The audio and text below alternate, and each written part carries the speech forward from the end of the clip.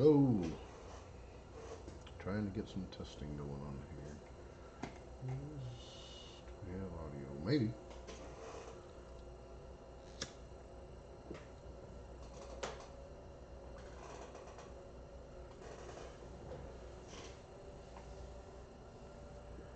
Get a few people watching and we can test and see if we're stuttery and test and see if we're getting audio. Start some work on this amp.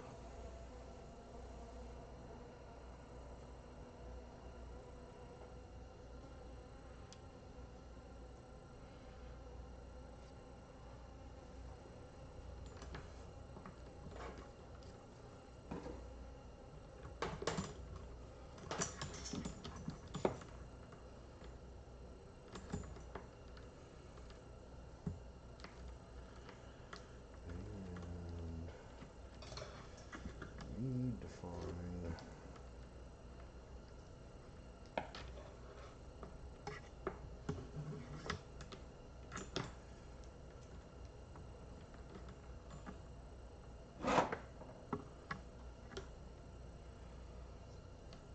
my other cable end.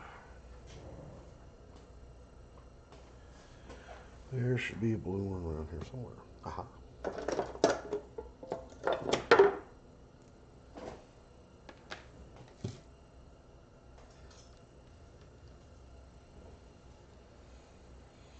It says there's one viewer, maybe two. We'll see. Let's see if we can get my stuff all straightened out here. Yikes. Camera a little better.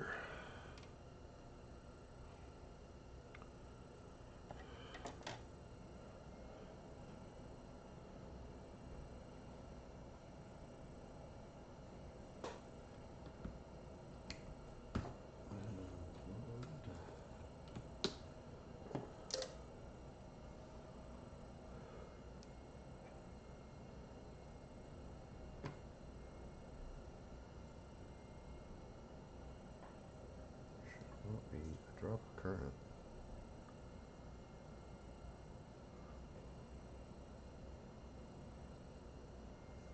Why are we showing current?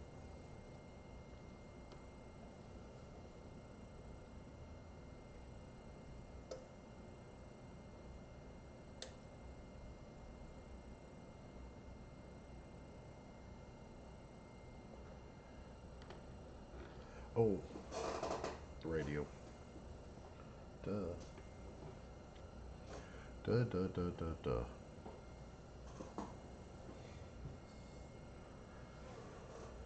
All right.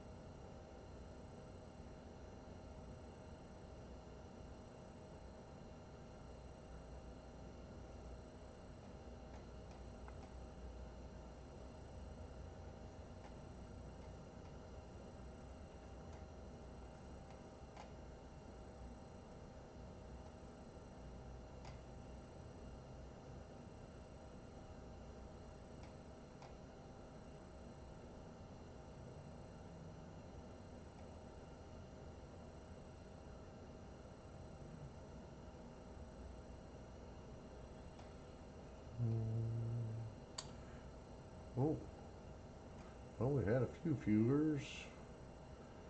Hope nothing went bad. Now we don't have anybody.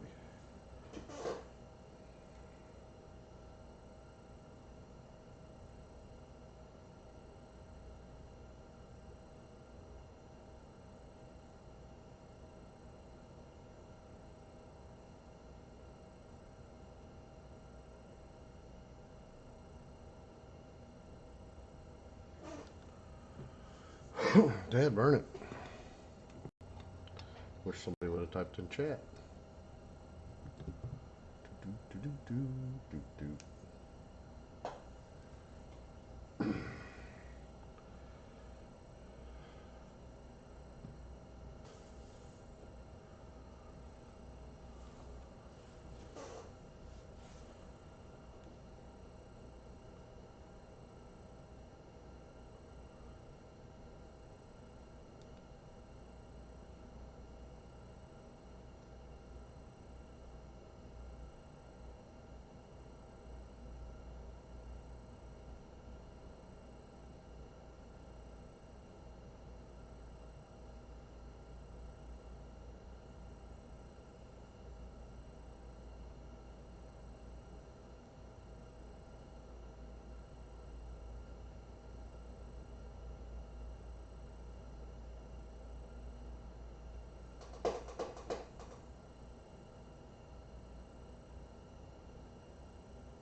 Oh, there's somebody. Hopefully they're logged in so that they can tell me whether or not we got sound.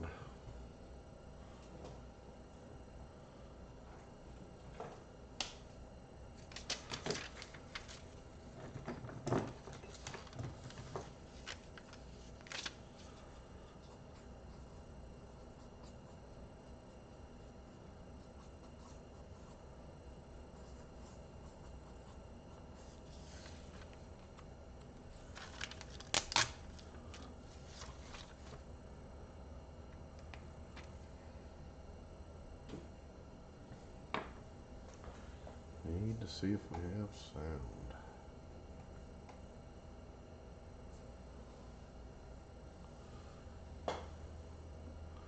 Boom, boom, boom, boom, boom.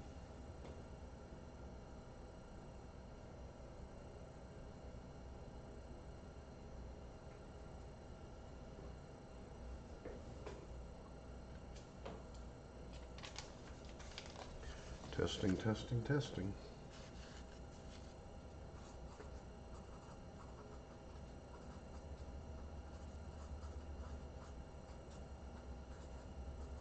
You can hear me. Oh, let's add it here.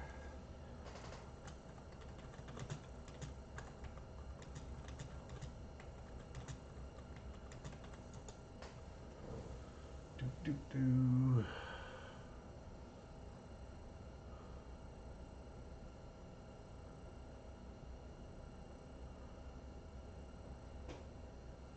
Sweet.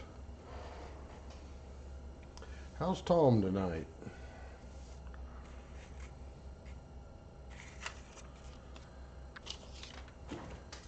That is awesome. I appreciate you being here, Tom.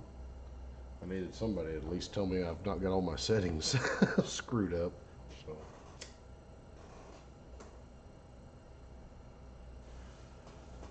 Awesome. Good to hear it. Good to hear it. Well, it says we got a couple people, so I'm going to go ahead and start. Have a little fun with this Rockford Punch 301S. Get those screws out of it. Got the nice end caps. And I've already taken the bottom cover off.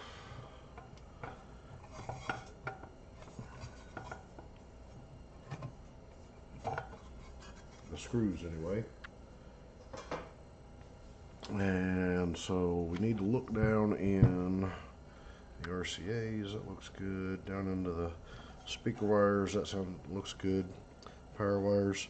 So we can see. I think I don't know if that's going to cause too much glare. quite a bit of glare. There's not much I can do about that right now. Let's see if we can set that in a place where it's not going to be too bad. Maybe, you know, I'll kill my light. Good. Getting to work on some amps. So we can see the remote terminal here has already got bent, so we're going to want to fix that. But amp won't play. It's a buddy of mine's, Carrie's. He brought it to me, and so I'm going to go over the basics here with everybody. Easy way to test an amp, even if you can't hook it up or anything else. You're gonna have the power terminals. You can look and see which one. Let me see if I can get the glare off there. Is the remote. Obviously that battery positive and ground, so this battery positive, that's ground. Put your meter in diode mode. Put the plus on to the side. Well, do you ohm out the power or the RCAs? All of it. I will go through all my little tests that you can do without ever having to hook it up to know whether or not you can hook it up. So you put it to your positive lead while it's in continuity mode, which gives you a beep.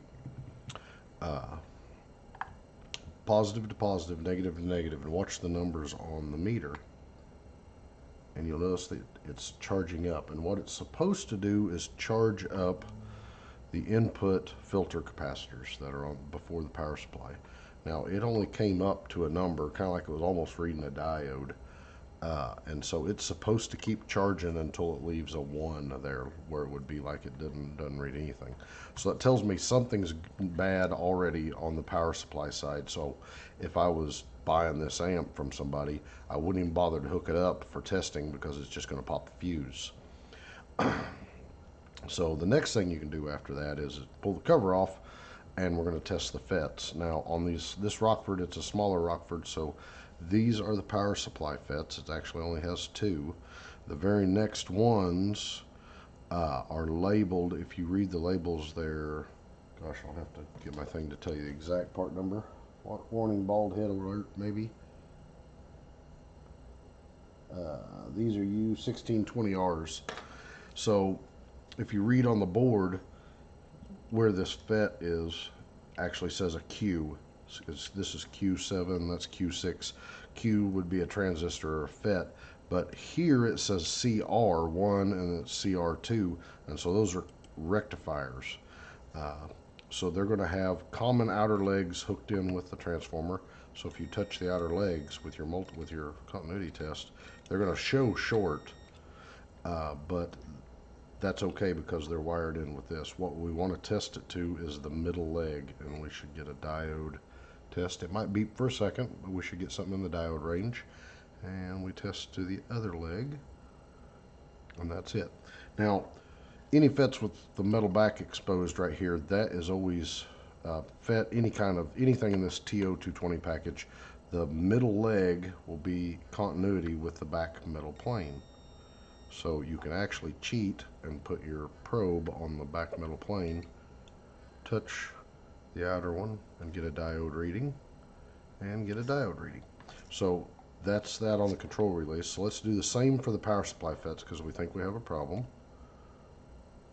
That's fine. But it should not be beeping like that. So this one, that one should not be beeping either. And so that has got a dead short between this leg and that, and same over here. So it's blown the power supply FETs. And so something normally blows the power supply FETs, so we're going to go to the outputs. These are the two output transit FETs for this channel. These are the 2 for that channel, and we just put the meter on the leg. And that's not good. That output channel. That FET seems to be okay, but this one's blown. And I'll try to get my arm out of the way.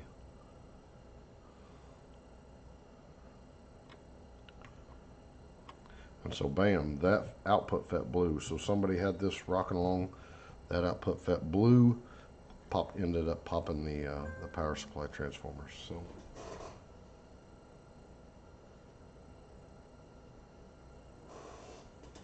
Anyway, we can go in, and we know this one's bad, so I'm just going to go ahead, because this is on the Mesha thermal strips that Rockford did.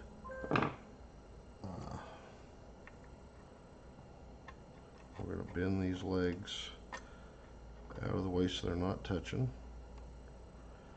If I need to zoom in with my zoom in little cam, I can. And we're going to cut the legs free from the power supply. And there's a reason. Really awesome feature of Rockford Fosgate is that you can test the power supply drive circuit with no battery power hooked up. You're going to run battery power through the remote, but not through the B+ terminal. So we're going to go ahead. Oh, DOHC ZC97 Civic. Cool. Welcome to the channel. I got some videos up, and I'm going to try to do live streaming for some of these, especially the ones everybody loves to see, like these Rockfords and stuff. So we've cut off and made sure they're not touching the blown power supply FETs. We cut off and made sure it's not touching the blown output FET that we found. So now what we can do, I've got a hookup for just the remote. I'm going to carefully hook into that because that thing's been abused. And I have my remote ran through a foot switch that allows me to turn it on and off. And we need the ground wire. So let's turn this over. And ground was the outside one. So we're going to hook up only remote and ground. And I've got my remote hooked up through a foot switch. You could have yours hooked up through a little toggle switch. That would be just fine, so you could do it for testing. So I'm going to show you this both on the scope, which is up in the corner here, and on the meter, because I know a lot of people don't have a scope, but this way you can at least tell if you've got some drive, and I'll show you what it reads on the meter. We'll put the meter on DC voltage 20. And so what we're going to do is I've got my power supply here at 13 volts. I've got my scope probe. My bench is temporary right now. It just got moved, and so it's not set up the way I want. But we're going to be coming in, so I've got the power coming in here. And so this leg right here and this leg right here would have been the gate legs on these FETs, and that is where the TL494 chip will be sending the pulses, and you'll be able to see those on the oscilloscope if it's good. So we're going to add some power, and I need to adjust my scope, and we want to put it to AC, and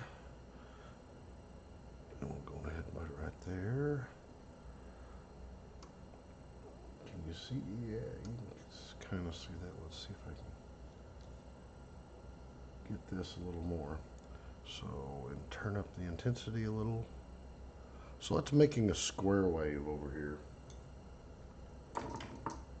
And so the pulse is going down, it's coming up, going down, coming up, and that's on the gate. And so if you watch me, I'm going to be on this the farthest leg.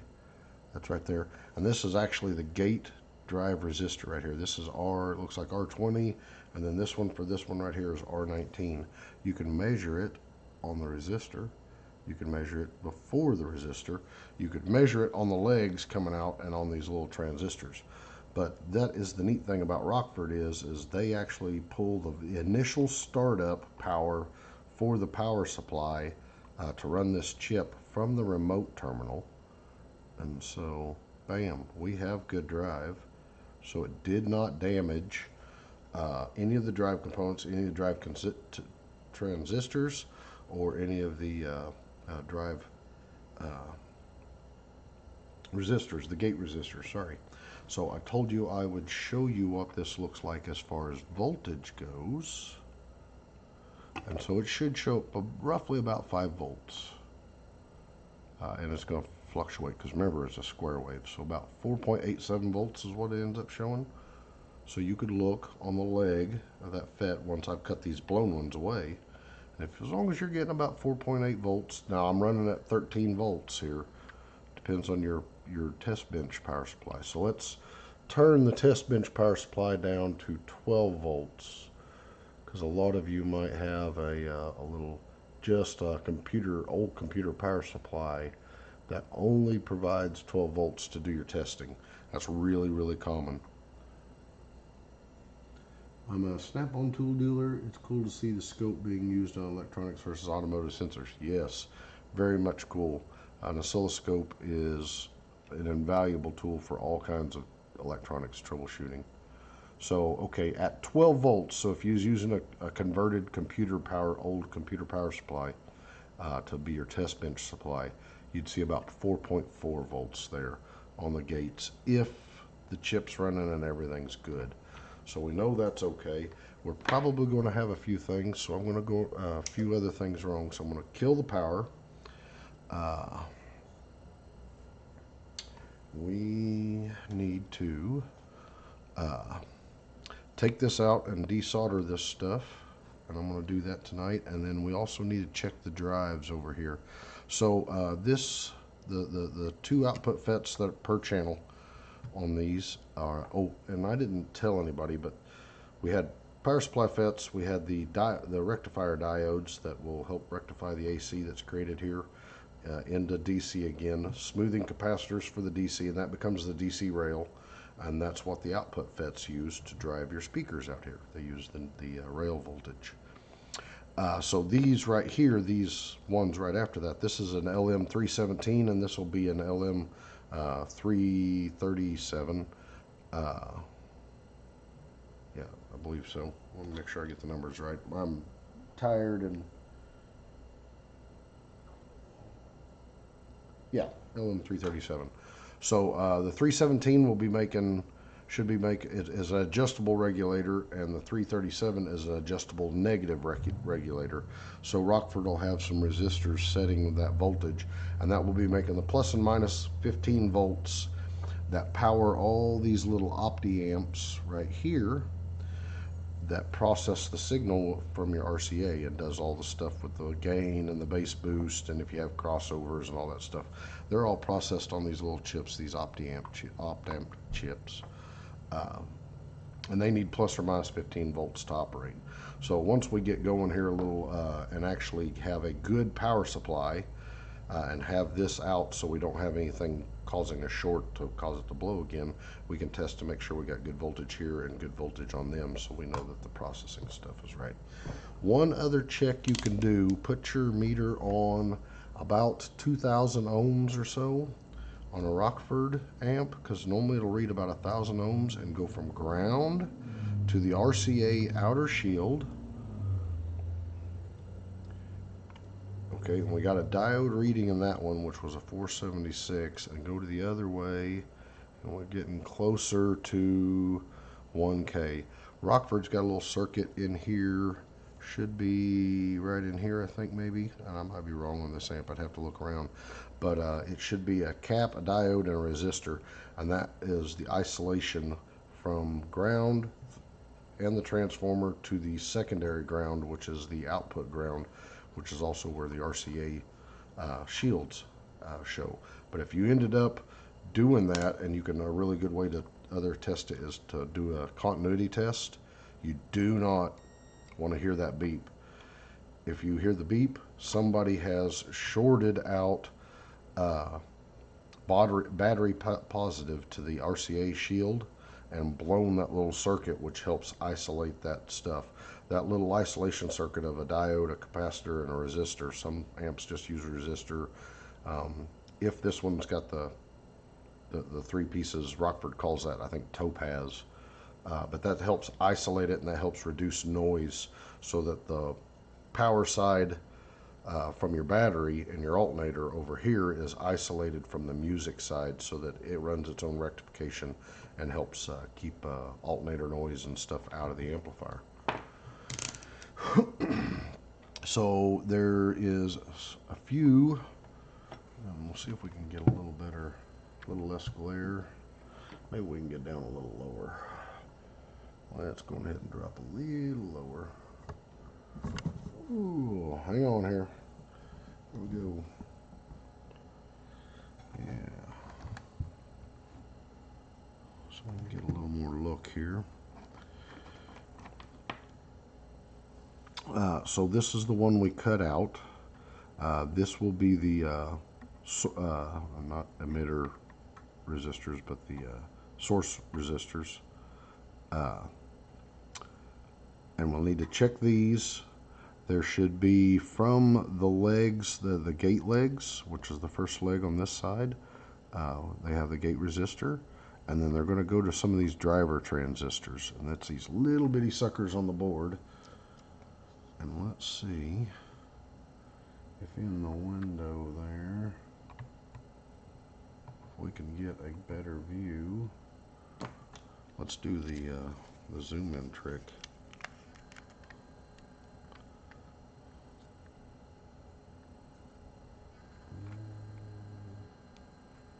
Right there.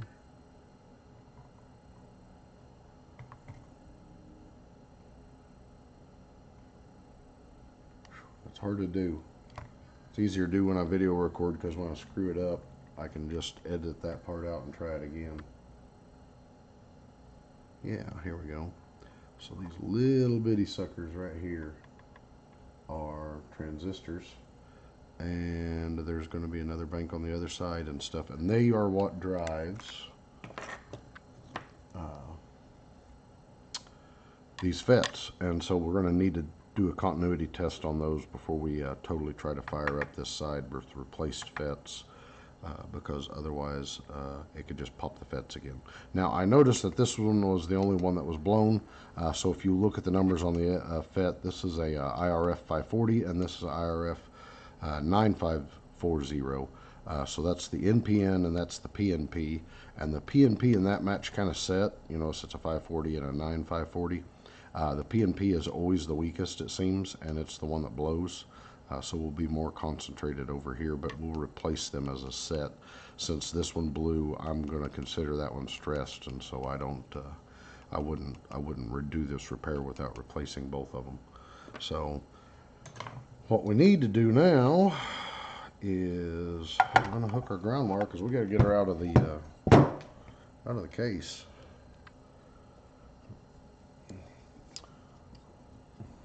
That's all Topaz is. Yeah, on the older ones, that is all Topaz is. Are those the caps that leak? The ones that really like to leak, and it's actually in the older ones than this. These hold up pretty good, but they're actually, let's see if I can zoom in again here a little better. Get you down in here. It's these surface mounted ones. Right, yeah, there we go. They're little bitty suckers. But in the, oh, give me just a second. I'll grab one.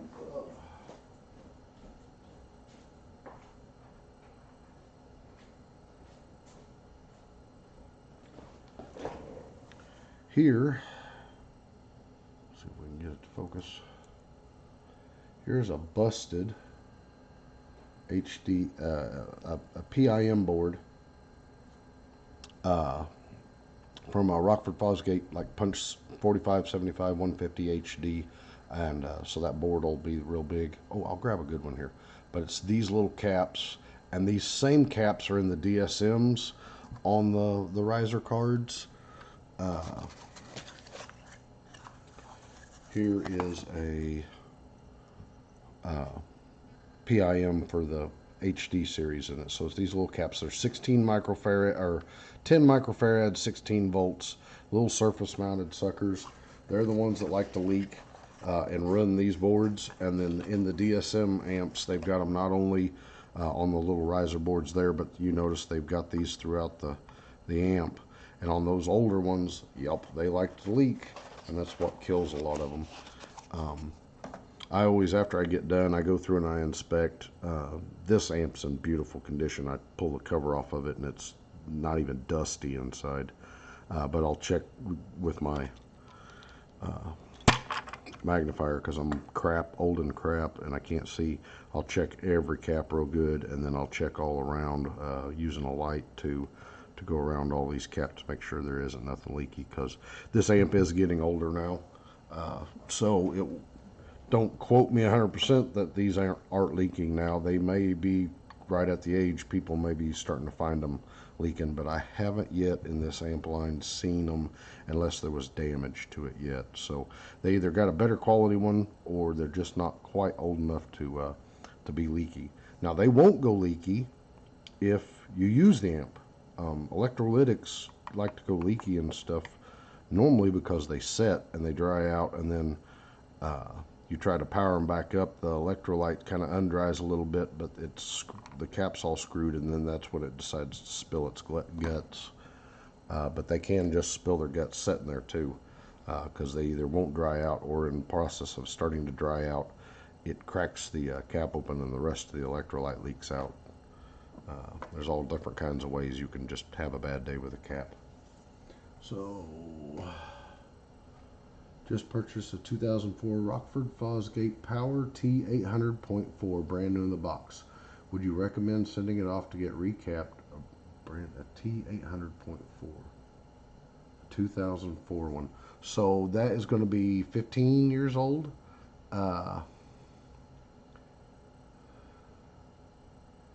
I would, on the T800.4, I would open it up, or just pull the bottom cover. It should be easy. I don't think the T804s had the Rockford Fosgate warranty stickers.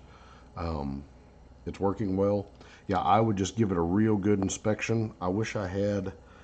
I'm going to get a couple photos to be able to pull up and show on streams and in the videos of what electrolyte. But electrolyte, you can tell. The rest of this circuit board, you'll be able to run your finger there and look, and you'll be able to get over here beside one of these caps, and you'll feel the difference. It won't be a smooth board. It'll feel rough. And then if you go to clean it and get it hot with a little hot air, or if you're going to be soldering in there and you get into the electrolyte, it stinks a bit like ammonia or bad cat urine, so you'll really know it then. But as far as the amp, I'd say it's probably okay. Yeah, Tom says it's probably okay. The only thing you might look for is the thermal compound. I've shown the model before this, I think, where it had set out in somebody's garage. Sometimes setting is the worst thing for the amps.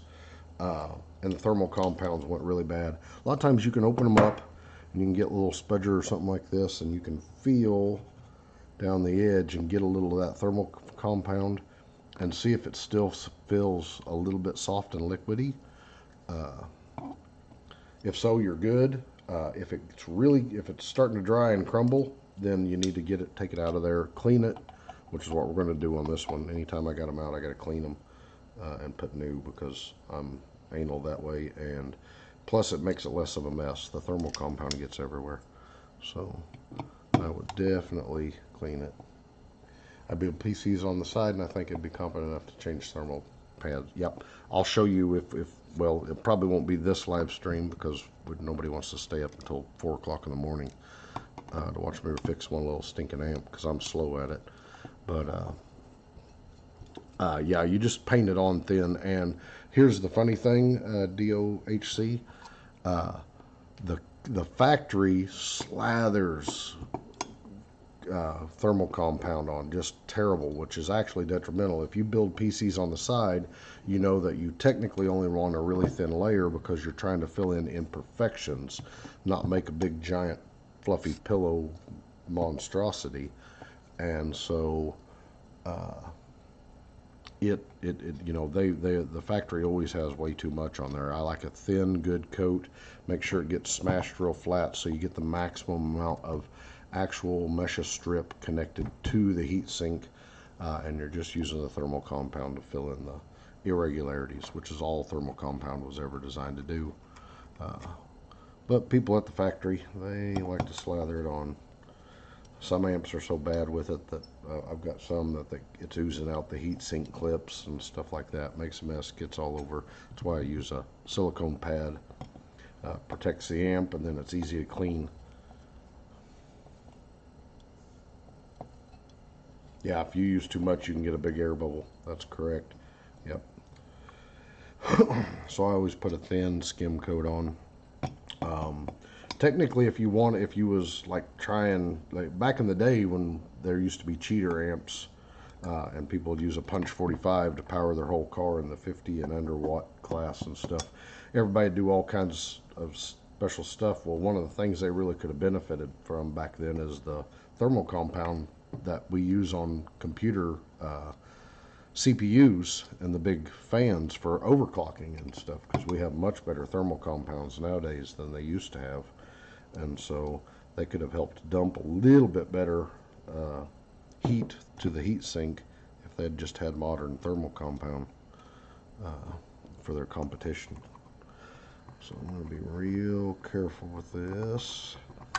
So one thing I do on this style amps from Rockford's that have this little thing, and I got to find my flat pliers to get that done, is I'll put a piece of plastic that I cut out of a block and cut a slot in, and I'll use E6000 to glue it in and give it rigidity all in here so it can't wobble back and forth. Because one of the things you'll find if you buy these amps is that these have been yanked on enough, like this one's already bent, but they'll end up breaking off in the board here, and then it's a real pain to repair, and sometimes they tear up the board when they do that. So I always support them so they can't get ever tore up again. What do I recommend for thermal compound? Anything, all the modern thermal compounds are really good. So you got Dow Corning's good old-fashioned, what is it, 340 or something like that. I see a lot of guys use just the M4 thermal paste that everybody buys. That's very good quality. It's not considered the top end for computer building for overclocking, but it's really good quality stuff. It's like the best price performance ratio. I'll see a lot of them use that for amp repair, especially if it's their ones for competition. You know, if they're trying to SPL or something like that, and they're going to be getting it good and hot, so they get a little more advantage. I just use I've got the Type 120 silicone. Pretty much just make sure you buy it from a reputable place. You know, if you buy it from Mauser or Arrow or DigiKey or something like that, you know, just don't get you a junk one that ends up being from China without any quality checks. It's probably going to come from China anyway, but at least you wanted to have a company do quality check. So, oh, we need to unplug this.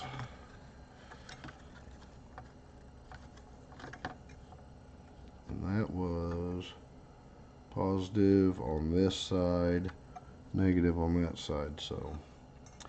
So speaking of thermal compound, now we can put it in there, and this one's still soft. I'm going to clean it all up anyway. I'm not going to do the heat sink right now on air. We're just going to try to get the power supply alive. But we're going to clean this a little bit up. I use, so let's see the chat. What do I recommend? Yeah, Arctic Silver is one of the best ones for overclocking and stuff. I wouldn't use that on amplifier repair just because of its price per ounce in comparison to plain white silicone-based standard thermal compound. Because look at how much area I'm going to have to thermal compound. And this is a little bitty amp. You can imagine a big 800 or 801S or one of the bigger Rockfords or a big Class D that's got a lot of thermal compound in it. Price would add up huge if you did it all in Arctic Silver.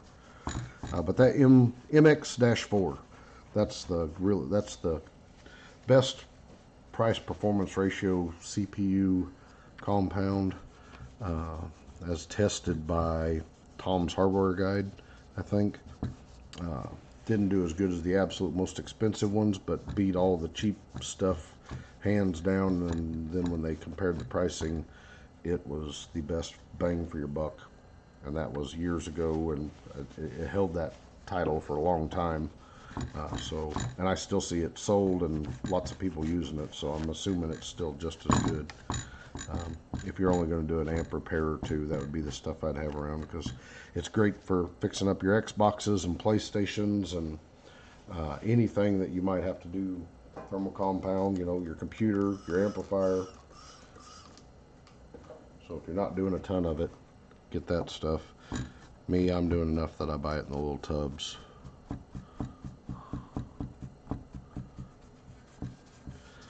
So I'm just cleaning the thermal compound off enough so that I don't get it all over me and everything else, because it is messy. So we're going to do two things.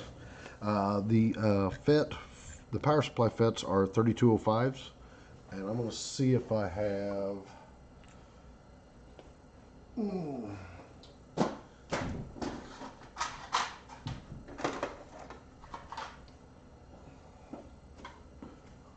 So 3205 is an awesome power supply FET. I have a drawer that I keep full of them, so I'm going to have brand new ones for it. But I keep this drawer, if you can see that, it says used FETs and transistors in the TO220 size. And so what I do is say like that had a bank. See, this mesh strip has room for more. So the next size, family size up of amp may have had two. Well, let's say this amp did, and it only blew one side, and I was going to replace all four anyway. Oh, you guys can't see the meshes where it had extra spots. So if it had four and blew one side, I'd replace all four anyway. But the ones that on the side that didn't blow, that were still quote unquote good, I save in this as test pieces. So I'll get a pair of 3205s, and we're going to scab them in just for testing. And these are used ones that were taken out. I'll have to find one real quick. But that way I don't risk a brand new one. In case there is something wrong in the circuit, we're just going to tack these in real quick to test and see that we got power everywhere that we needed to have. So, and then I will also show you how I desolder off these mesh strips. So let's see if we can find a 3205. I'm going to raise you back up a little bit.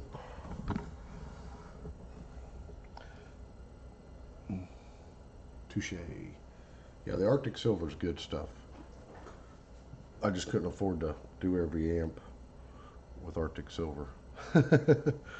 Nobody'd want to pay that kind of price.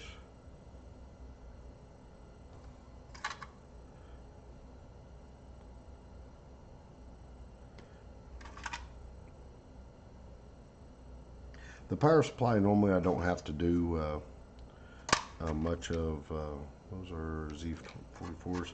I don't have to do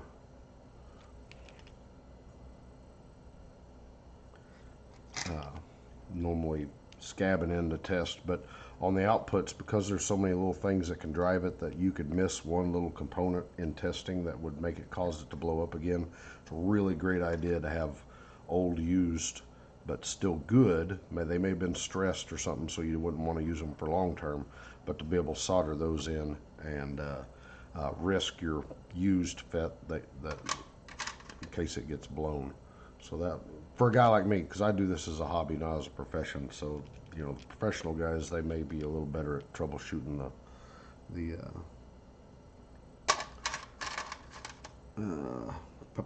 the circuits than I am. I have to take my time and compare it and stuff. I'm more average Joe. I have an obsession with the 04 to 06 era Rockford Fosgate power amps.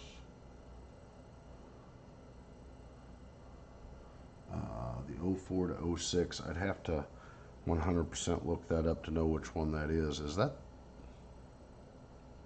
That's not the ones with the chrome shrouds, is it?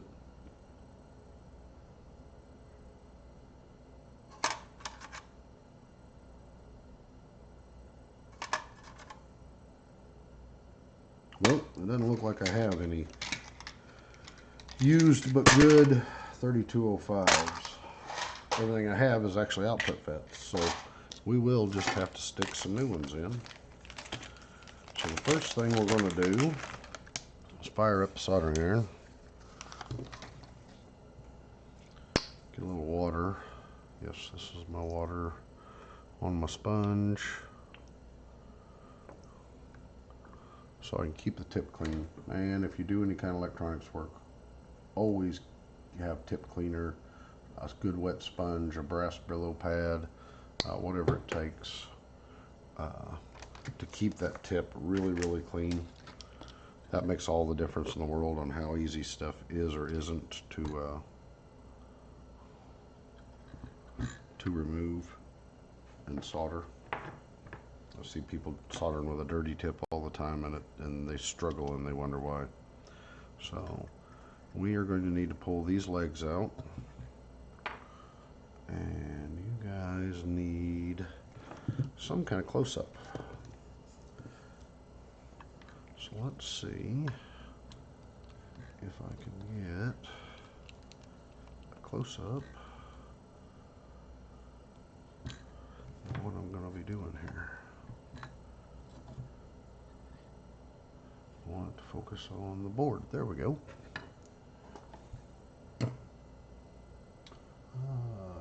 No, it's the ones that the long covers for the wiring.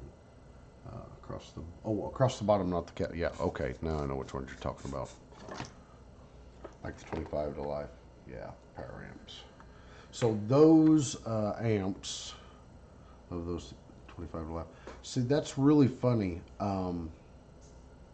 So there is do I have it available? Really easy to grab. I call them the 3-wall amps. I don't know what anybody else wants to call them, but at one point, the very last Rockford amps to kind of be made in the USA started using the 3 big walled heat sinks, and that they set the board down into and had a cover. And they started it back then, and then the ones with the chrome cover had it, the 25 to lifes had it, all the new modern ones they're selling right now, they're still got that 3 big heatsink walls that are still all part of the case, and I call it the 3-wall. So some of those are really popular, like the originals that were made in the USA, the 25 to lifes, and the new stuff, but like those ones with the dual chrome covers, the P series, P-like 200.2 and stuff or whatever. Nobody likes those as near as much, and they're still kind of exactly the same amp.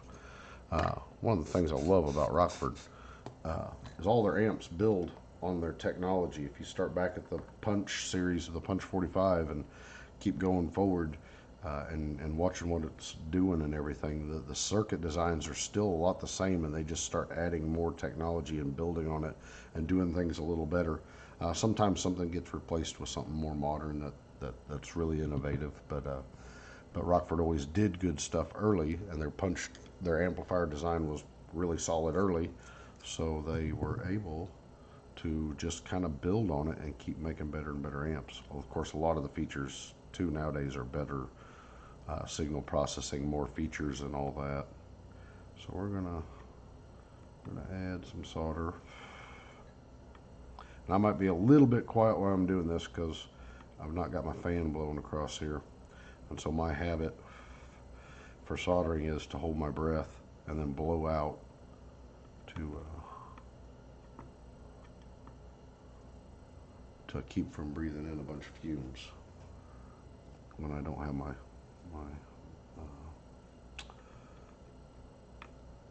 fan running. So anyway, we cut those legs off, and I'm added a little solder, and by just adding a little solder and then pushing down, those legs probably fell off. So let's see, let's flip you around.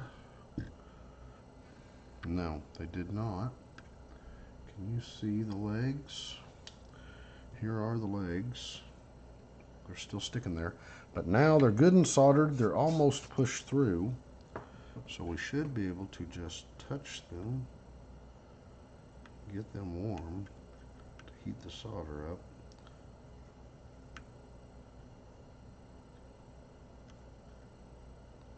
And they'll come right off there. So there was one pull. Come off. I'm doing this at a weird angle for the camera, but I watch Sam, who goes by Bear Vids. He does a lot of live streams. Well, he used to. He's not done a bunch, many here lately, but he does them and does amp repair videos and stuff. And he's always complaining that it takes him. He does it for a living, not as a hobby. And he's always complaining that it takes him forever to do an amp repair when he's live streaming, because you are constantly doing things you wouldn't do. So me, I don't mind it so much because I don't do this for a living. I do it as a hobby, and I enjoy it. It's my relaxation. So by all, those were good amps. The punch ones with the chrome covers, I collect old Fosgates. Yeah, Tom is a big collector. He's in competition with Chaz trying to collect all the Rockford amps, I think. Tom's got a really nice collection, so does Chaz, and guys like Mike Schultz and stuff. I'm a big fan of the old Punch HD and regular Punch series back then. Just because those were the amps that were out when I was a teenager and could drive. My very first real amplifier, oh, there it popped out, was a Rockford Fosgate Punch 45 HD. Before that, I'd had some like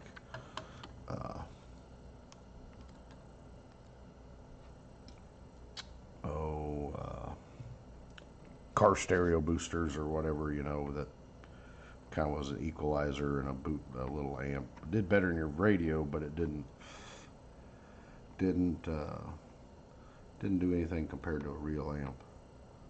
So we're just going to add a little bit of solder and then push down to push the leg back through the hole to the other side of the board, because we're trying to leave these mesh strips on here.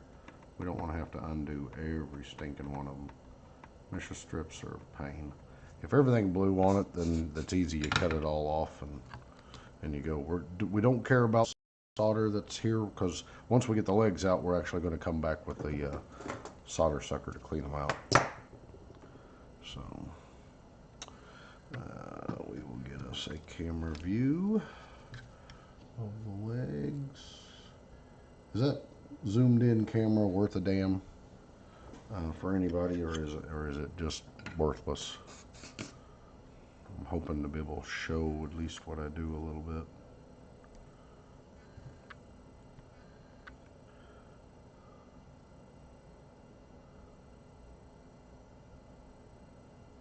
Uh-oh.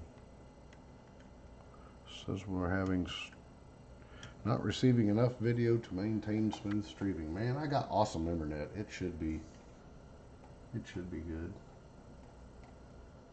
So this is buffering some.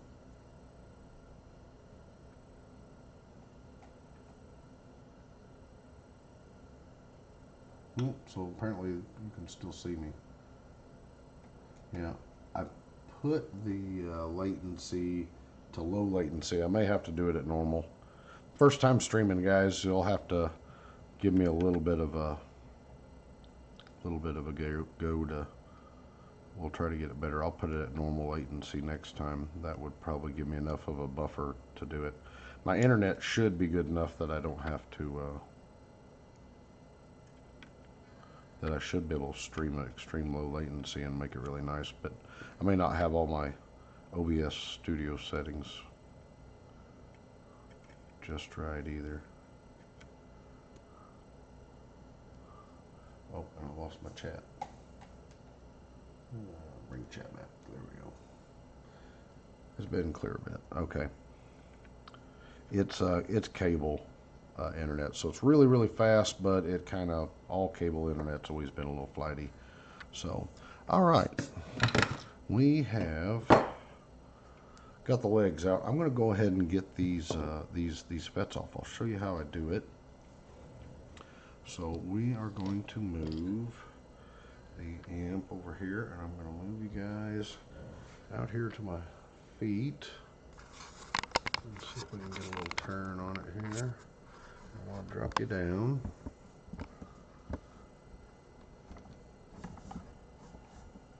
All right.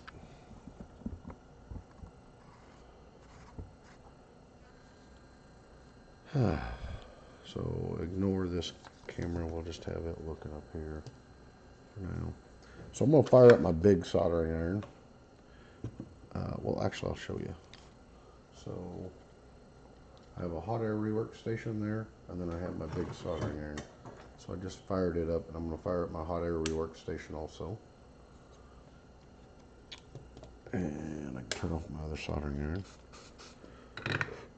But my big one is, it's like a 50 or a 60 watt. It's a cheapo Habaco. If you can read that number. They're like $10. Do it with the other can.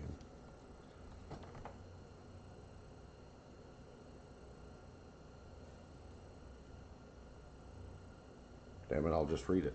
Let's get this back out here. It's a HCAR0776. For $10 you get this soldering iron and 2 tips.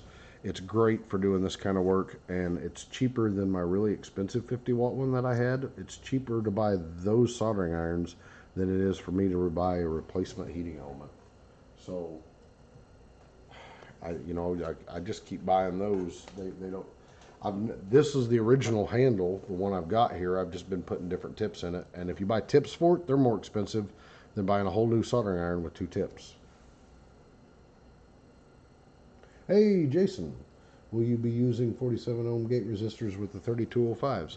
Well, it came factory with the 3205s, and so while we are waiting for my soldering iron to heat up, I will give that a look-see and see what Rockford put on the board. How about that? Where'd my lights go though? Found a flashlight.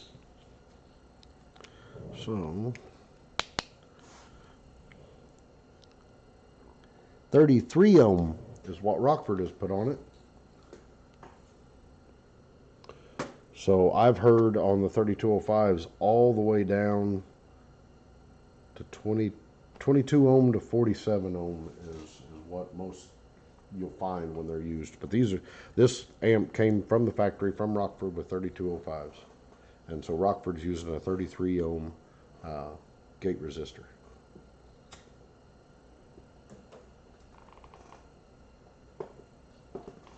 Get a drink here. Hang on just a second.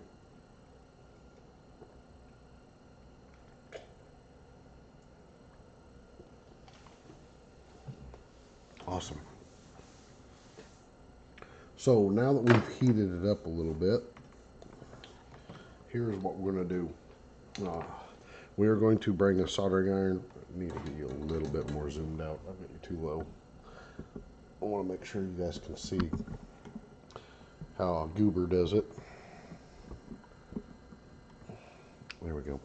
So we are going to apply heat with the main soldering iron to the back pad here. We're going to put a little solder on that, and then we're going to use the hot air rework station, and it may be a little noisy, but we're going to use it. Here it is blowing right in the back here, just kind of in a little circular pattern to help heat that up until that comes off.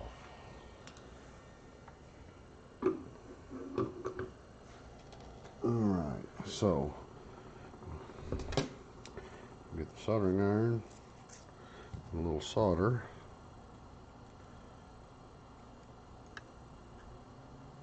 just enough to where we can get that. On the other hand, we're going to do the hot air from below, and it just take us a minute. And once you get it hot enough that it starts to slide around with this, at what temp? I've got my hot air set at 360 degrees Celsius, I believe it is, or is that Fahrenheit? I think that's Fahrenheit. I have to check my thing. It says 360. I think that's Fahrenheit. Maybe not. I'll have to check. And this soldering iron has no temperature set up. Yeah, it's got to be 360 Celsius because I got my other soldering iron on Fahrenheit and it says like 700. So otherwise it'd be like 700 Fahrenheit or something like that. Don't make me do math, man. Okay, so it gets real loose. I'm going to take the soldering iron away and keep the hot air to keep it liquid. And then just lift that sucker off. And off she comes. Now, you can clean this up. I normally do. And so I'll get a little bit of a solder braid and come back on here. And I've lost too much temperature already. I may have to get my hot air in there. Oh, there we go. So I like to clean some of that off, the old solder off, because it was probably lead-free solder, and clean up my tip. And I'm just going to freshen it up with a little bit of fresh for when we go to put the new one back on. We still have to clean out the holes, remember? But we're going to go on ahead and just put the brand new one straight in, because I'm confident it'll be okay since we've cut out the other one. Don't forget we have to take the other two out. But I'm not going to take them out on this stream. I just want to show you how I'm doing all this. And we'll get the power supply itself running. So, and then I'll do another live stream and we'll fix the channel. And then I'll also post these up as a video on my channel. So, but I've been wanting to do live streams so people could ask questions like Tom did. Hey, what are you using for thermal compounding? Like Jason did.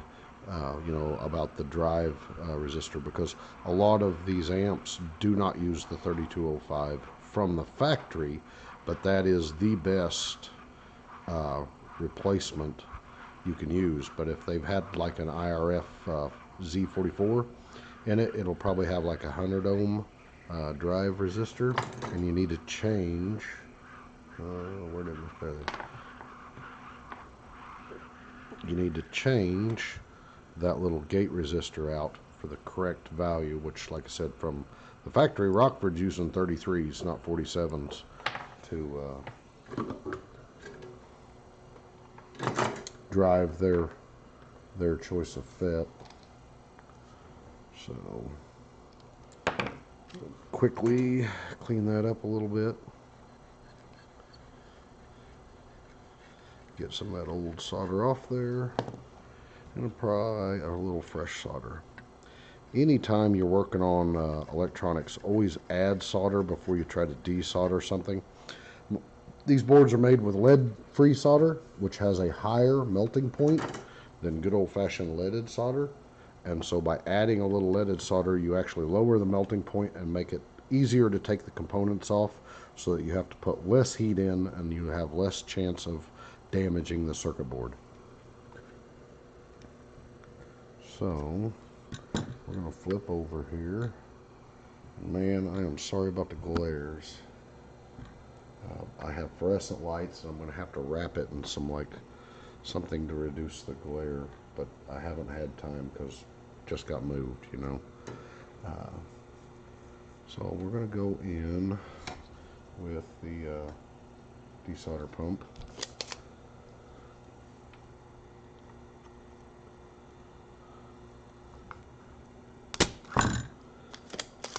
Shazam. Clean up the holes.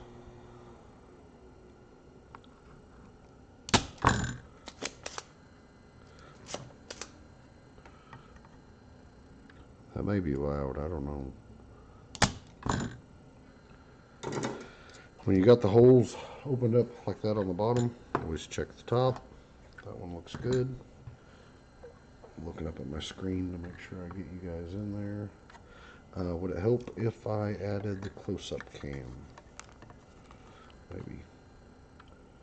We can get a view of just... It's trying too hard to focus on me. Here we go. Maybe? Is that okay?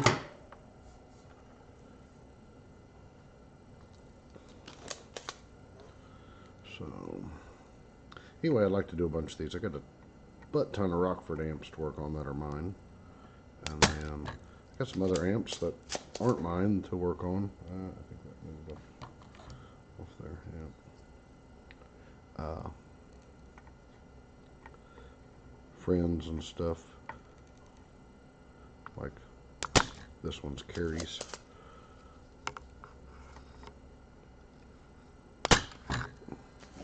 Sometimes you don't get it. I'm trying not to shake the camera, but I may have to because I need to push down on it. Yeah. So I'll just move the camera for now.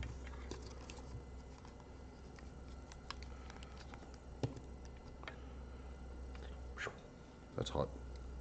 Careful, soldering iron's hot.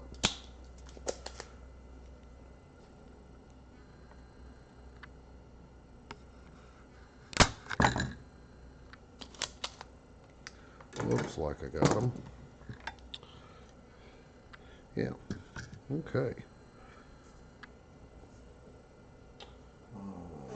Tray of IRF 3205s. My dog woke up. She hears me rattling around in a bag and she thinks I'm getting a treat out for her. That's funny. Puppy cam. Come here, Ellie.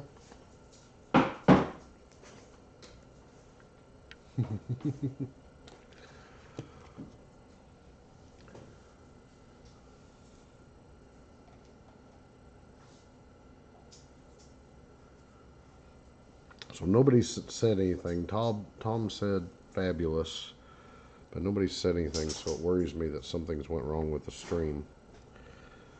So somebody call me a goober or something.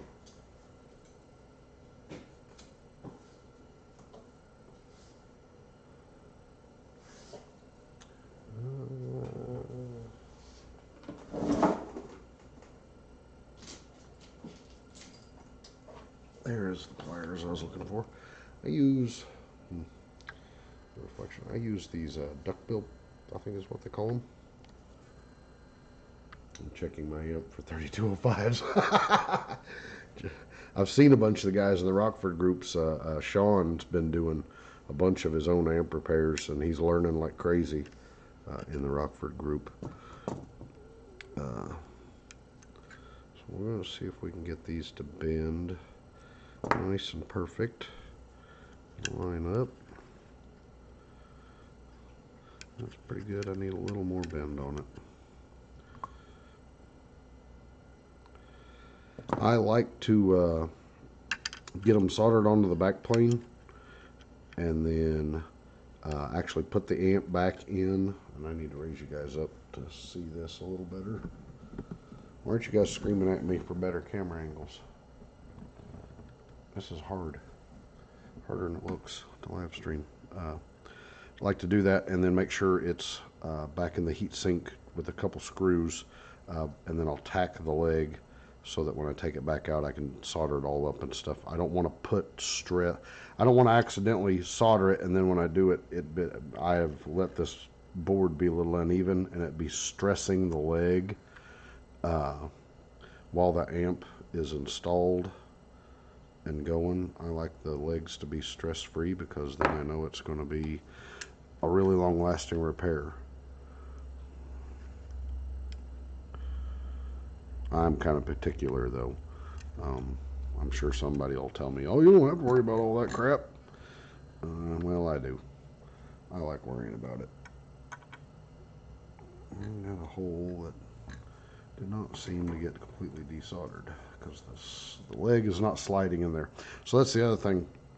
I'll make sure the hole is desoldered perfectly enough that those legs slide in and out really easy, because like I said, I'm wanting to make this to where it does not have any stress on the legs so that it lives a long and happy life.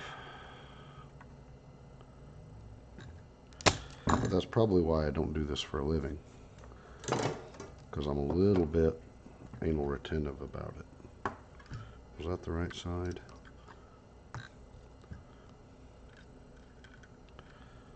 There's one. Does that line up? No. Oh, I kind of bent that. Whoa, whoa, whoa. Too much.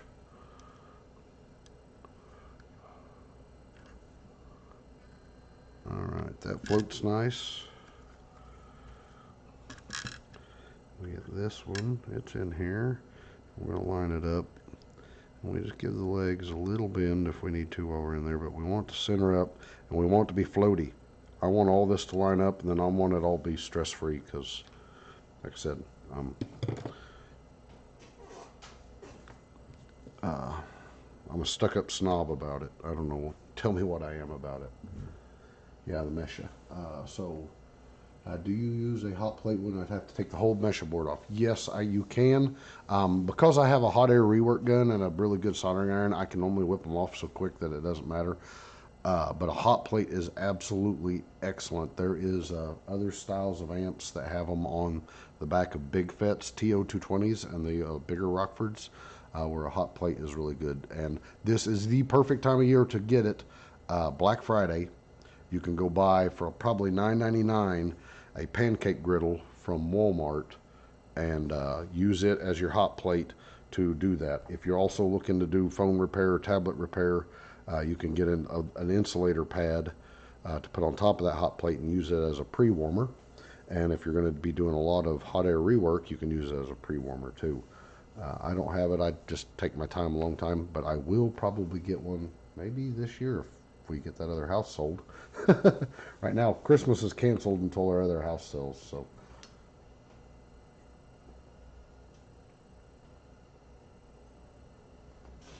Grabbing my drink here, sorry.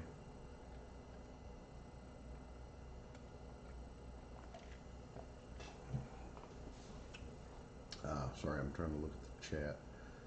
I'm enjoying this because it's good information. I know to be able to point out common stuff and buying these things. Yeah, if you watch some of my the first video in almost every series, I try to continuously go over how to check the amps to give you a fighting chance. Because man, you may come across a deal, you know, a buddy or whatever, you know, you're chatting and his cousin comes up and it's like, dang, my amp, you know, and dang, I need some money, and there's a amp that you've been wanting forever, and he'd be like, oh yeah, sure, I'll sell it to you, and he'd be like, let me borrow your multimeter and check it first. So it's really a good idea to learn just enough. Learning how to use a multimeter, it can test all kinds of things for you. Huge, huge, huge. So while we're at it, we'll use the duck bills. Get that a little straighter. And I'll have to custom make that little support. I'll show that. It's in some of my Rockford videos already. So these seem to be good and float. So now we're going to take it. And can you see that? Yep, you can see the back there. We're going to add a touch of solder. And this is Amtech Flux. So I'm going to put just a drop of flux on the back of these to help, since these are brand new factory, never been touched by solder. And that's just going to help the solder be nice and smooth and liquid and help these things float.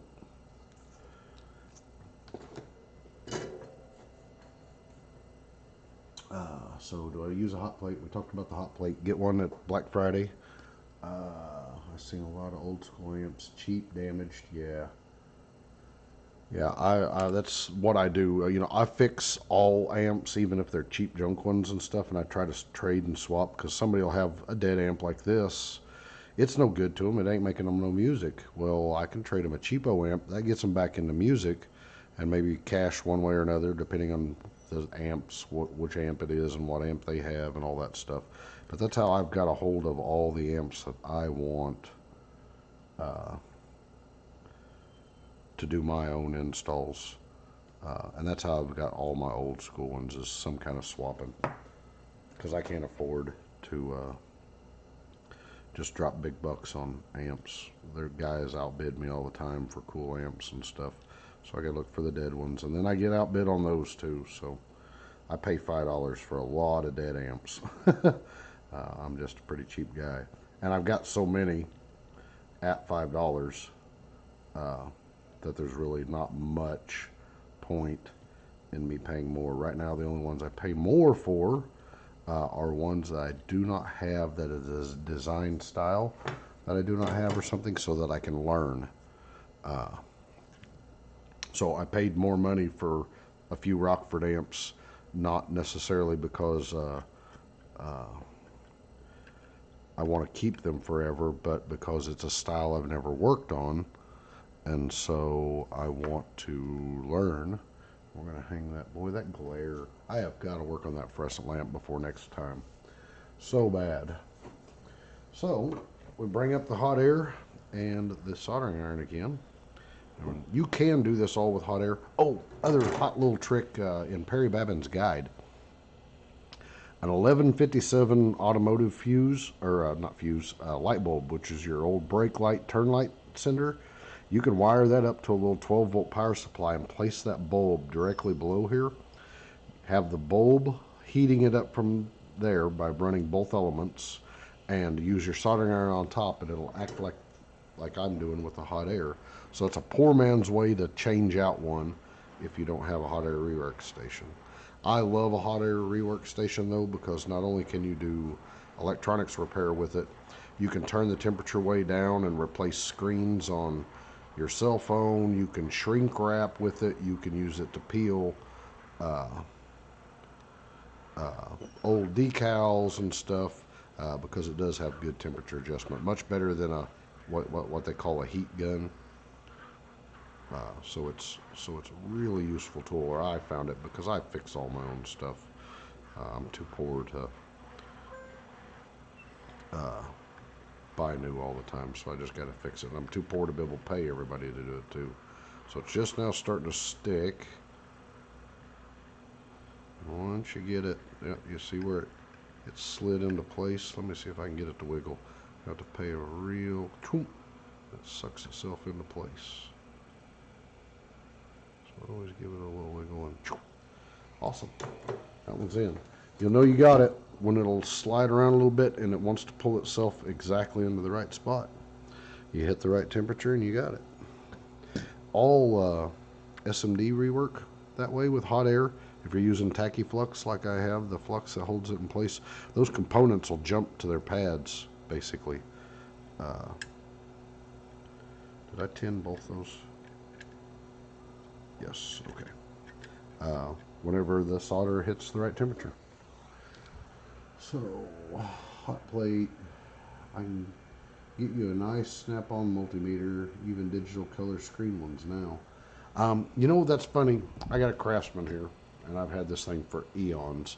It's like 20 bucks on sale, but there's a $20 multimeter at Walmart. I think it was I can't remember what brand it is, but it's only 20 bucks, and it's actually pretty dang good. If you don't have a multimeter, get it. Go to Walmart, spend the 20 bucks and get it. It definitely looks more like mine does, not that cheap Harbor Freight stuff, which Walmart sells that cheap Harbor Freight looking stuff too. So you got to be really careful. But get that multimeter and it will do most all the testing you need. I have other multimeters. That's just my one that's got a nice rubber case, so every time I drop it. Okay, we've hit the melting point, and if I keep it a little bit hotter, it'll kind of, I'm trying to push it out of the way and let you see that it snaps into position, but it's doing it. So it kind of wants to go where that pad is perfectly. I don't want to touch that, that's hot, but the back of that fet matches this pad, and if it's off a little, it'll snap itself into place, kind of, not snap, but slide. All right, I need the case. I'm gonna clean it while we chat here and I read chat, so that it doesn't get thermal compound all over the place. Okay. Jason just got his hot air rework station. It made the SMD work a breeze. Yeah, The only thing I don't use my SMD or my hot air rework on SMD is putting the chips back on. You see a couple of my videos, I got a sneak, especially the ones on the Class D, the big driver boards with the chips there, so that you put less heat in them. As long as you got good flux, you won't make solder bridges between the legs, and you can just quickly run your soldering iron on there. Absolute best way to reinstall chips, so you put lots less heat in them. But as far as removing chips and stuff, because you got so many legs, oh man, hot air, the only way to fly.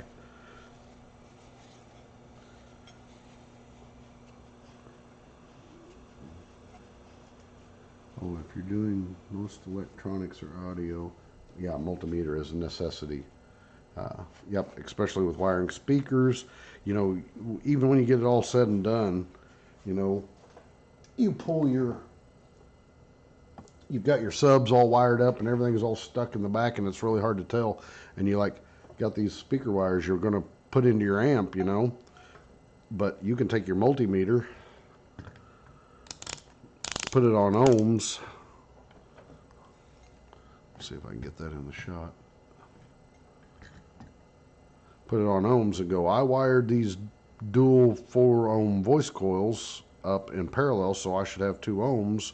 And you know, everything's all installed, but you, right before you hook it up, you can say, yep, it is correctly wired. I did not get a short. I did not screw it up, even though everything's screwed in place and I can't see the wires anymore and all that other stuff. There's so many people that forgot to hook up a wire, or a wire fell off during installation of the subs or something like that because they didn't do a good job. They didn't realize it. They didn't take 2 seconds to check it, and pow goes their amp because the wires fell off wrong and shorted out. So we can now take our chassis, put it in here, the other way. And so I'm going to get 4 screws here. And I'm just going to put one in there to line it up. One in here. Like I said, I'm sure some of the pro repair guys are going to be watching, and they're going to say, oh man, he's doing so many unnecessary steps. I've fixed one of those 1,000 times and never had one returned and never did any of that stuff. And they're probably right, but they do this all day, every day for a living, so they maybe have a little better feel. I want to cover my butt. If I don't have a perfect feel for it, I know I can do this and make it nice and lined up. And I know there won't be pressure on those legs. Now, the one thing I have to watch for, it looks like there might be pressure on them already. I may have to pre-trim them. I'm going to pull this back up and check. They may have been too long sticking through the board. They may have already hit and be pushing up. Something you got to pay attention, and I wasn't watching. I was chatting and looking at the chat trying to do this. So, I had a customer give me a box and said get it out of my way. I heard you like audio. It was a DSM. Oh shoot, a DSM 102. With that, and a 60IX and a 40IX without any caps, flip them on eBay. Yeah, I bet you did flip them on eBay, especially if they worked.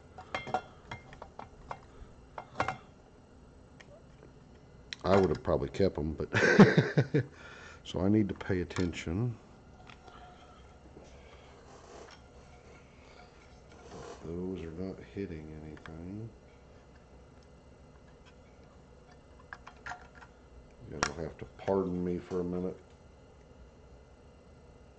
Okay, they're not. They're not hitting anything. They go down into that channel real good, so I can make sure. We're just going to screw the screws in. So,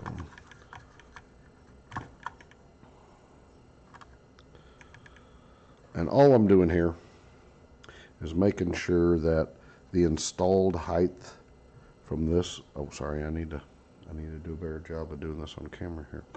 So all I'm doing is making sure the installed height of the board and the installed height of the mesh strip here is right, so that these legs are not either being pushed up or down when it's reinstalled, when it's all finished. That way I don't have stress on the legs. I don't know how the factory does it.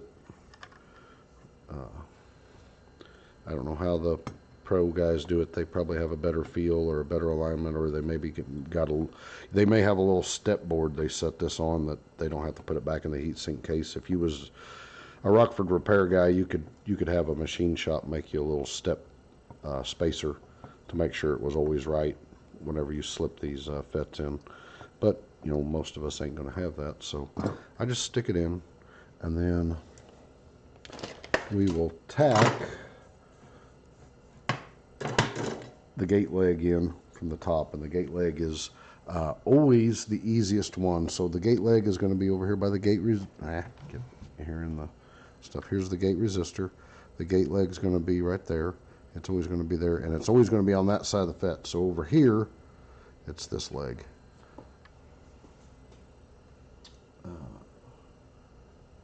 Bought the Power 800.2 new in box for $250. Man, so you got the power amp that you wanted because somebody just said get their junk out of the way, and you got a little eBay money. Well, I did put an Alpine up for sale in some of the user groups. It's the biggest Alpine, I believe the biggest they ever made. It was the big 2,000 watt one, the MRP -M2000. And so I'm hoping it sells for a little bit of money there soon, because I'm, like I said, doing all this remodeling, selling my other house and everything else, and all my funds are tapped out right now. So I don't need that amp.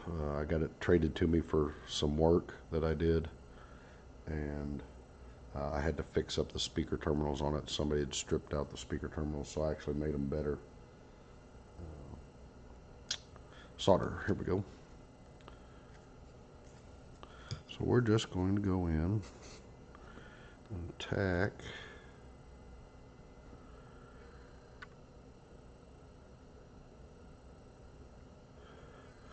the gate leg in to set the height. It's the easiest one to heat up. All right, it's tacked in.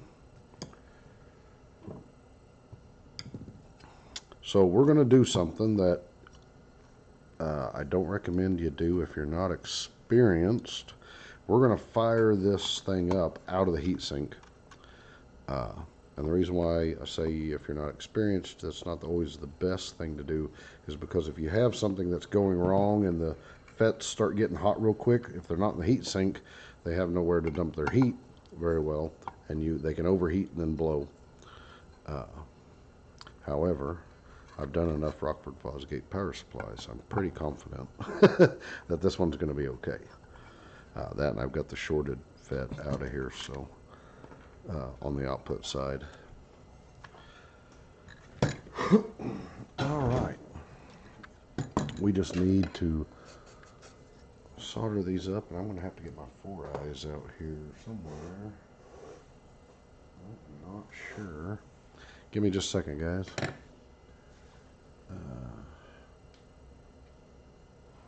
13 ohm birth sheet, amp at 1 ohm back when they did more than rated, y'all. Rockford still do more than rated, even brand new ones. Rockford refuses to play the game of not doing what they say they're going to do.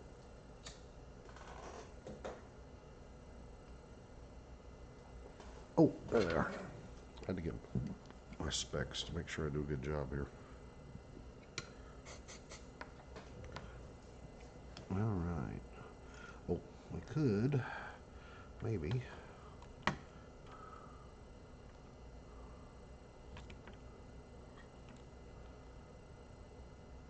Yeah, okay, so there's the legs.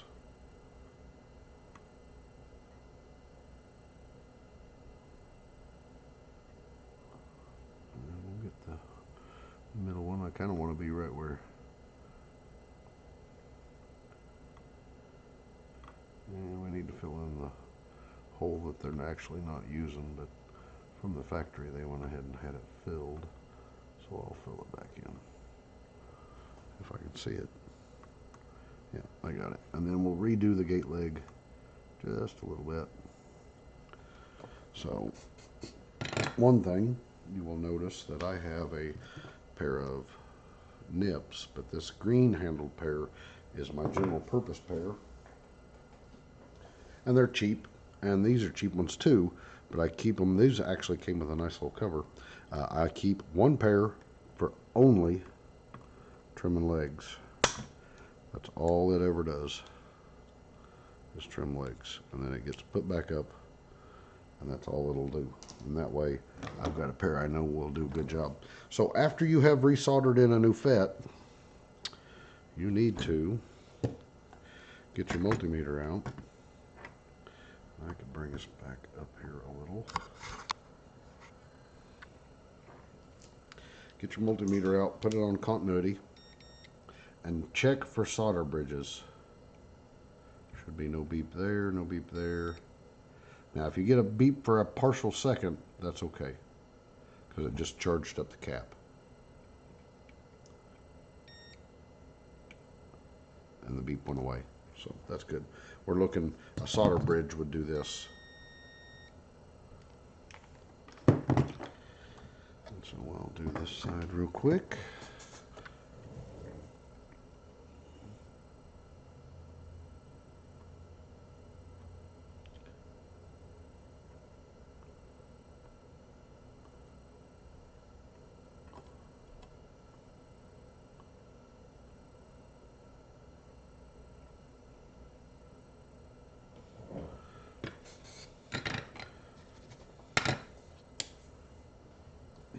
Good nippers. I wanted to keep the DSMs, but the caps or the bridges for them cost a small fortune. Yeah, well, Chaz is trying to make some. I got an aluminum foundry that I have, and one of these days I'm going to make some. I plan on getting a little mill too. I bought a few junked out parts amps from him, so I'd have a few parts amps, and they got a couple DSM shells, and I may cut one up and machine it up on a mill to make a link, and then use it to make some molds and actually cast some new ones in aluminum. So that got us to where we have new power supply FETs. Our shorted output resistor is cut out. I'll remove it later, but we are going to go ahead and get the power wire, and I'll show you what the square waves look like coming in and out. Oh, big size down of the power supply. Good signal in, going through the FETs,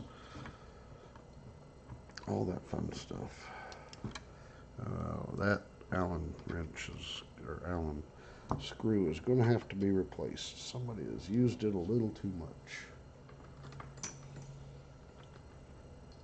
Just saw the Alpine listing. If I hadn't just snagged the T1500 BD, I'd grab that Alpine for sure. Hey, I might trade you, Jason. I've got two T400.4 power amps, the modern style, and I've got one T600.4, and then I've got a T1000 BD, all the new style. I'll grab the 600 here real quick.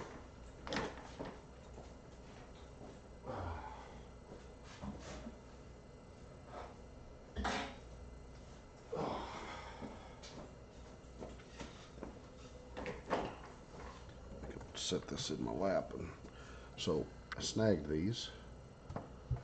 This is the 600. So the 400s are about this big.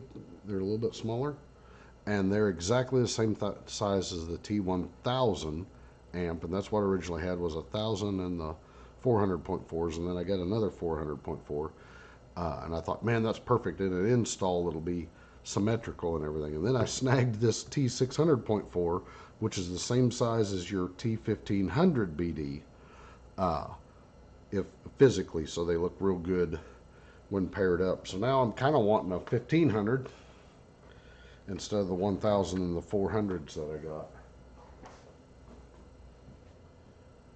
Can't never have too much power. But the T1500 that you've got is a really nice amp too.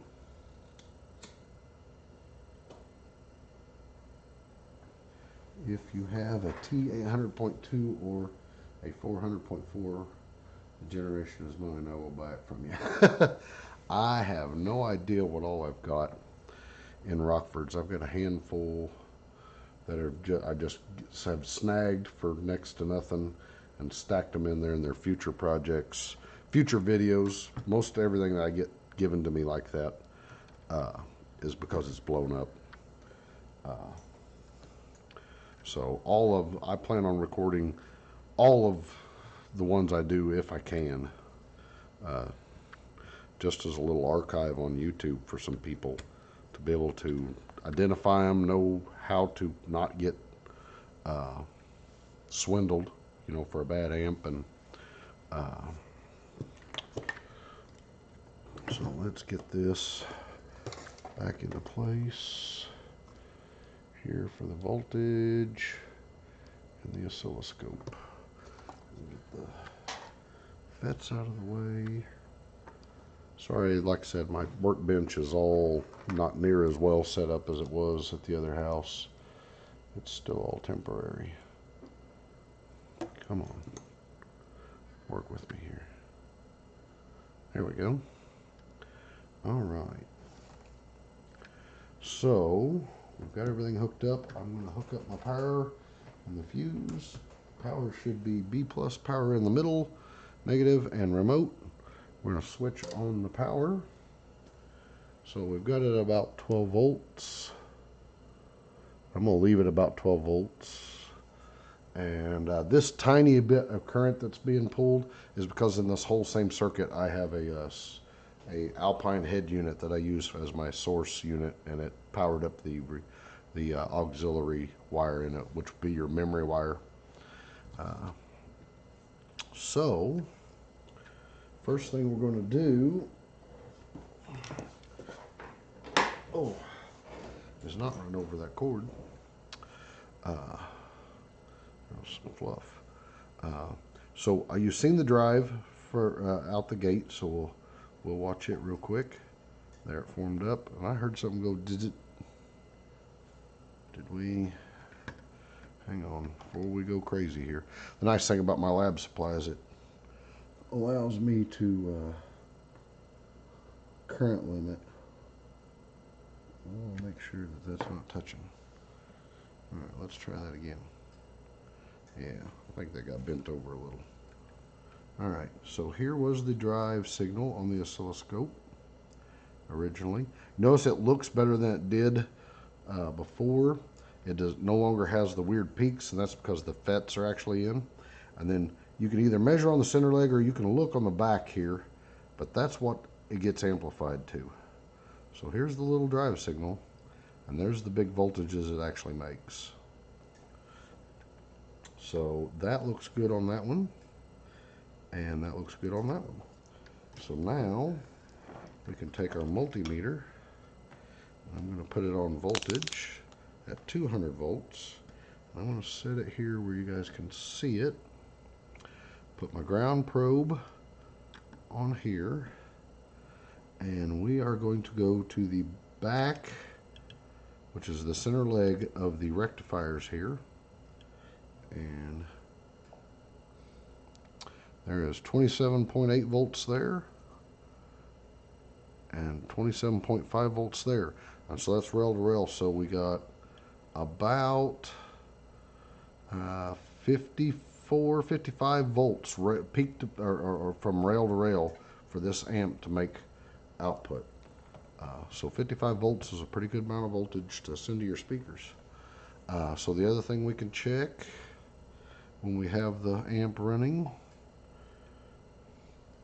get this back in here for you. So it's going to be taking half that voltage, that 27.6, in this voltage regulator, and it should,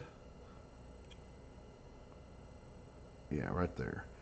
It's putting out 13 volts, and there's the input voltage, and there's the output 13.1. So on the opt amps, Should be pin 4 and 8, I believe. Oh shoot, I ain't got my meter where you can see it.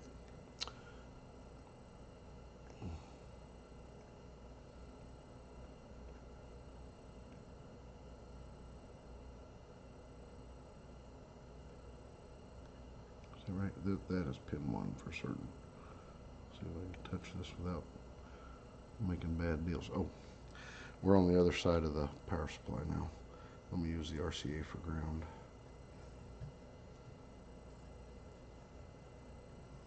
Oh, and notice over here, we're only pulling 0.7 amps, and the amp is on.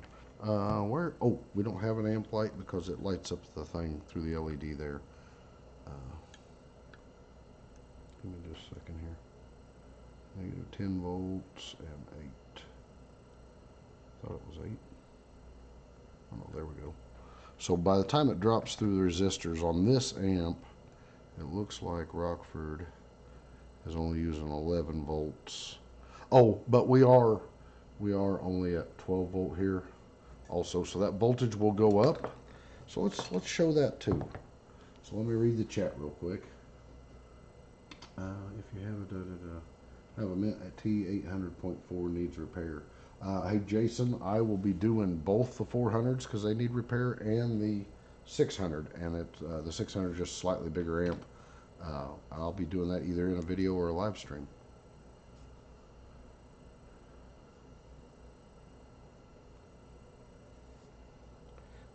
So let's do a cool experiment.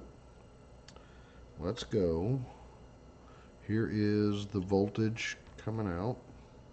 I've got our volts. Oh, and I had it on the 200 volt range for testing those little B low voltage op amps. That's partly to blame there. Let's see, can I get an easy way to get ground here? So I can only do one hand. Alright, so off camera, I've hooked my black probe to the ground, so I can do this. So we're going to come up in voltage to 27. So let's go over here to the power supply and run it up more like your car. So what do you think? 13.5 volts? Is that what everybody gets out of their car? If you ain't got no fancy alternator aftermarket. So now we're at 30.8 and 30.8. So 60 volts peak to peak if you think your car is doing. So see how important it is to have good voltage coming off your car battery and your car electrical system. You gain more power to get more peak to peak for your amp to put out. So, oh, all right. So we have a functional power supply. Is there something somebody would like to see? A measurement on the power supply? Something I did? A question before we call this one done? And I'm going to clean everything up tonight because it's getting late and I got to work at the other house to get it ready for the realtor tomorrow morning. And then maybe tomorrow night I'll live stream again to do the this channel over here, and we'll get it fixed. We can actually plug it in and play music through this channel over here that's not screwed up. And we may do that at the beginning of the live stream for tomorrow. I'm going to try to live stream 3 times this weekend just to get all the testing done and get the bugs worked out. Do you check DC on the speaker outs? You can, yes. Since we're not driving a signal in and we have nothing hooked to it, it shouldn't hurt anything right now. You can just have DC out on there. You could have a bad deal going on and nothing will happen. On Class D amps, they have a lot of protection circuits for that.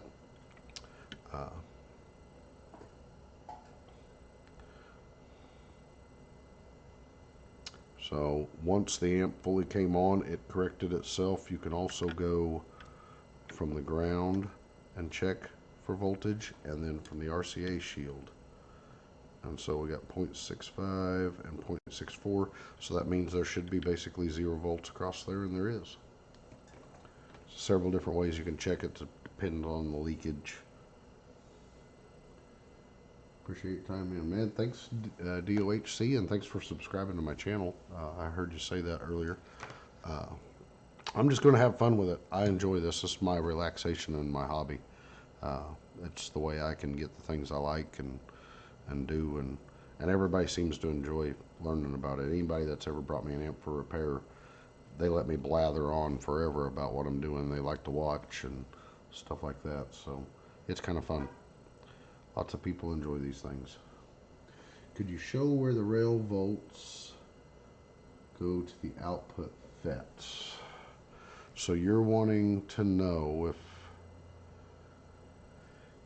the rail volts go to the output FETs.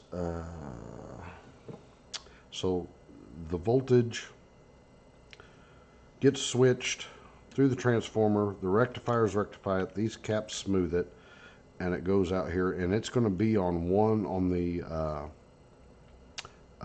side of the FET, depending on which style it is for source and drain. If you look at the schematic, and actually see these big resistors, one of them is on the rail voltage, and then it feeds into the FET.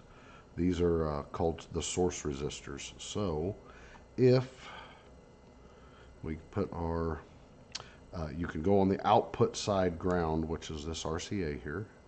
We need to go up to 22 or up to 200. So you should be able to measure the rail voltage on these source resistors. So right there. And then it should be on, not on the back, but on the non-gate leg. So that is this one over here. Sorry, it's upside down to me, and I'm having to think about it for a second. So it's the gate for, so let's go back over to the power supply FET. So it's easy to find the gate resistor. So this is the gate, that's the source, and that should be the drain. As long as I'm not lying to you, that should be it though. But there's the rail voltage. There's the rail voltage. Can't check on that one because it's all cut off and mangled, and I don't want to risk a short. And there's the rail voltage. Now, that's another good point to make. If I have on the output section for a reference ground, if I measure rail voltage, should be 30 and negative 30, because the rail looks just like a your sound output, sorry, is like a sine wave. Your speaker goes in and out, so that actually the voltage you're making in reference to the signal is going to be positive and negative, so that you can make that sine wave for the speaker to move correctly.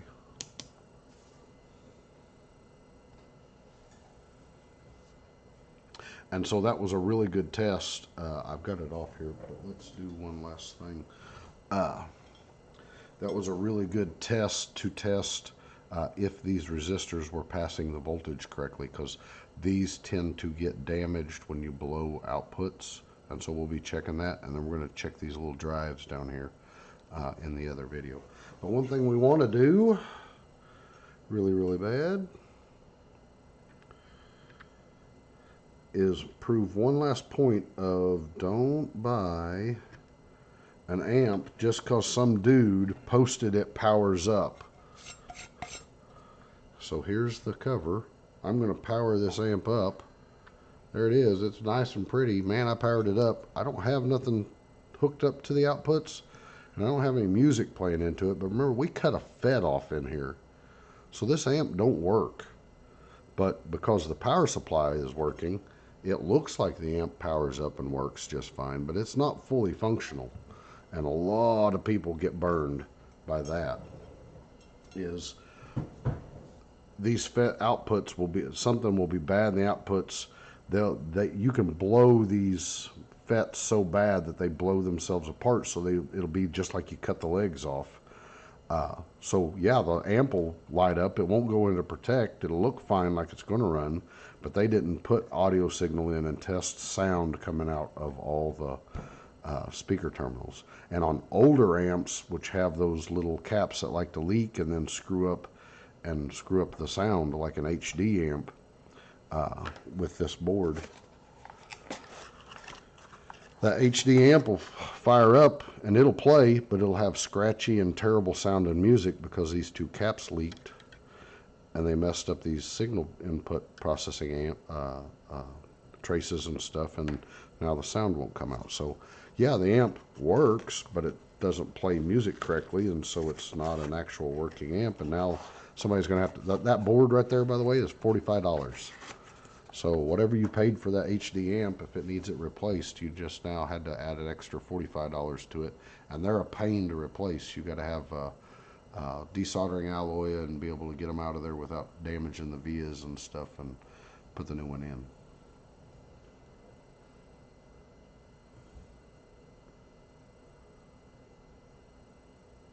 Yes, wonderful, Jason. I think you've been doing a few repairs, haven't you? Posted a couple that you've been working on also. We've got several guys that are getting into this and enjoying the heck out of themselves fixing some of their amps. Some of them are driving a few of them crazy, but some of them are really having a good time. It's really good feeling when you fix one. So we've got a good feeling here. I'm going to kill the power before I end up sticking my finger in the wrong spot.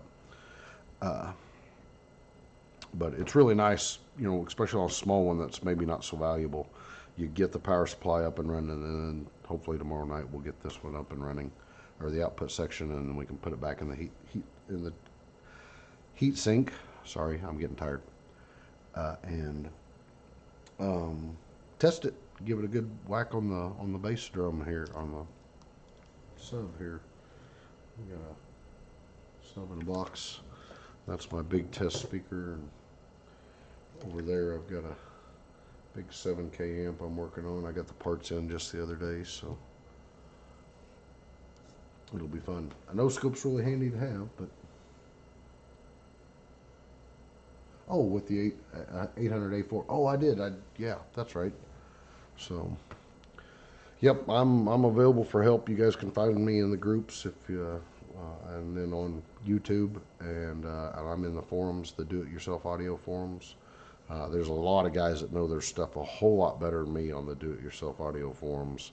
So if you come across a brain buster question, those guys can really help you out. It's a good place to sign up and go. So, all right, guys, everybody, thanks for watching. I think we had like 6 or 7 people for max, which for my first time ever streaming is like insane and awesome and cool.